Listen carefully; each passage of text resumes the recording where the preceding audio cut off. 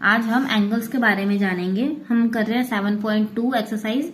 तो हमें इसमें एंगल्स बनाने अलग अलग। पहले तो मैं आपको डी के बारे में थोड़ा सा बता देती हूँ। जैसे कि ये देखो, ये यहाँ से 0 से स्टार्ट हो रहा है, जैसा कि आप देख पा रहे हैं 0, 10, 20, 30 इस तरीके से। ये जो नीचे वाला है ना, हम इसको एंगल मानते हैं, ठीक है।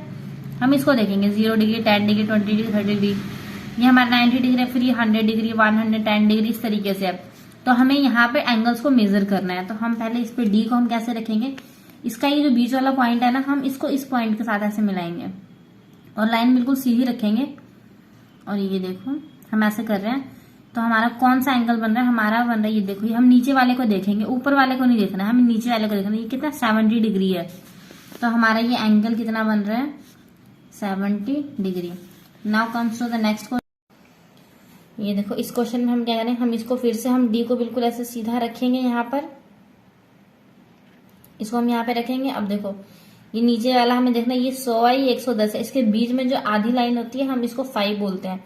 तो ये कितना 105 है। ये हमारा कितना एंगल बन रहा है, 105। अब इस क्वेश्चन में हम देखते हैं, जैसे कि हम इसको ऐसे यहाँ पे रखेंगे डी को। ये देखो, ये हमारे पास पूरा पूरा 90 डिग्री का एंगल बन रहा है। तो ये हमारा क्या है, 90 डिग्री का angle. Now comes to the, हमें इसमें एंगल बनाने हैं। तो हम क्या करेंगे, पहले हम यहाँ पे एक पॉइंट लगाते हैं। ऐसे मान लो आपने एक पॉइंट लगा दिया और इस पॉइंट से आपको एक सीधी लाइन खींच सकते हैं। जैसे हमने यहाँ से एक सीधी लाइन खींच दी है, आप स्केल का यूज कर सकते हैं।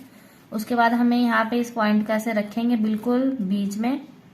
उसके बाद हमें 15 डिग्री बनाना है। तो हम इधर से देखेंगे 0 डिग्री, 10 डिग्री, 15 डिग्री। ये बीच वाली, ये हाफ वाली लाइन पे आता है। तो ये हमारा है 15 डिग्री। फिर हम इस लाइन को, इस पॉइंट को ऐसे रख करके और इन दोनों को मैच कर देंगे। तो ये हमारा 15 डिग्री का एंगल बन गया। अब हम सेकंड क्वेश्चन पे आते हैं और हमें यहाँ पे 40 डिग्री, हम फिर से वही पॉइंट ऐसे रखेंगे। एक लाइन लगाओ यहाँ से, सीधी लाइन। उसके बाद हमें 40 डिग्री का एंगल है, हम इसको पॉइंट को यहाँ पे ऐसे मिलाएंगे। 40 डिग्री यहाँ पे हमारा, यहाँ पे एक पॉइंट लगाएंगे, फिर इन दोनों पॉइंट्स को हम मिला देंगे। बिल्कुल सीधी लाइन होनी चाहिए। और ये हमारा है 40 डिग्री। अब ये वाला हम करते हैं 42 डिग्री में बनाना है। हम यहाँ पे एक पॉइंट लगाएंगे, फिर वैसे ही, और यहाँ से एक सीधी लाइन। फिर हम इस पॉइंट को यहाँ पे ऐसे रखेंगे, बिल्कुल ऐसे हमें सीधा रखना है।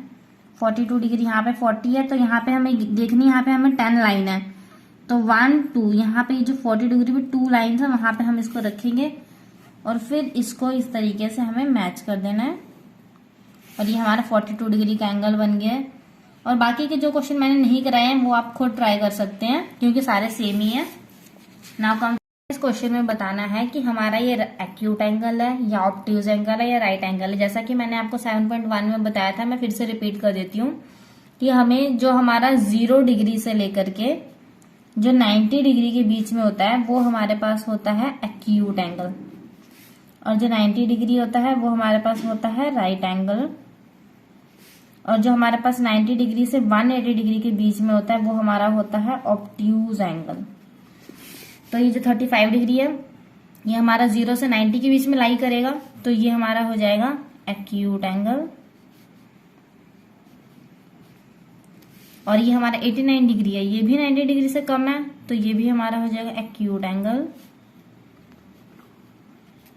और ये हमारा 120 डिग्री है, ये कि 90 डिग्री से बड़ा है, तो ये हमारा हो जाएगा ऑब्ट्यूज एंगल। अगर हमारे पास 90 डिग्री होता तो वो पूरा पूरा राइट एंगल बन जाता। अब देखो, हम फिलअप्स पे आते हैं।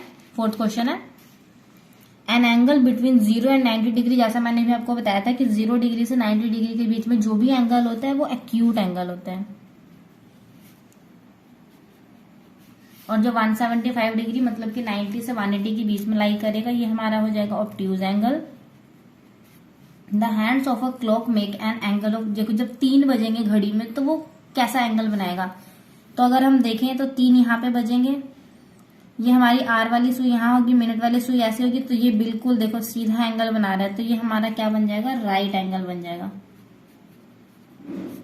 उसके बाद नेक्स्ट क्वेश्चन है measurements of an angle between north and south direction, मतलब नॉर्थ डायरेक्शन, जैसे हमारे ये तो हमारी हो गई वेस्ट ईस्ट, ये होगी हमारे पास नॉर्थ और ये हो गई साउथ। अब देखो नॉर्थ और साउथ डायरेक्शन जो है वो क्या बना रहा है, बिल्कुल सीधी बना रहा है, तो स्ट्रेट लाइन पे हमारा पूरा ये 180 डिग्री की लाइन बनती है, तो ये हमारा एंगल हो जाएगा 180 डिग्री का। जो सीधा एंगल होता है वो 180 डिग्री होता है, ये पूरा एंगल 180 डिग्री, अगर ये हाफ होगा तो ये 90 डिग्री का बन जाएगा। उसके बाद में फिर an acute angle is dash than right angle, जो एक्यूट एंगल है वो राइट एंगल से छोटा होता है या बड़ा होता है, तो एक्यूट एंगल होता है वो तो राइट एंगल से छोटा होता है। N acute angle is smaller than right angle. उसके बाद फिफ्थ पार्ट में हम देखेंगे ट्रू एंड फॉल्स है। मेजरमेंट ऑफ राइट एंगल, ये जो मेजरमेंट जो होता है राइट एंगल का वो 90 डिग्री होता है, यस ट्रू है। Right angle is greater than acute angle but smaller than obtuse angle, जो राइट एंगल होता है वो होता है 90 डिग्री, जो एक्यूट एंगल होता है वो 90 डिग्री से छोटा होता है। तो यहाँ पे यही बोला गया राइट एंगल जो है वो एक्यूट एंगल से बड़ा होगा, बिल्कुल सही, पर वो स्मॉलर होगा ऑब्ट्यूज एंगल से। ऑब्ट्यूज एंगल तो 90 से 180 के बीच में होता है, तो वो उससे छोटा ही होगा, तो ये भी हमारा ट्रू है।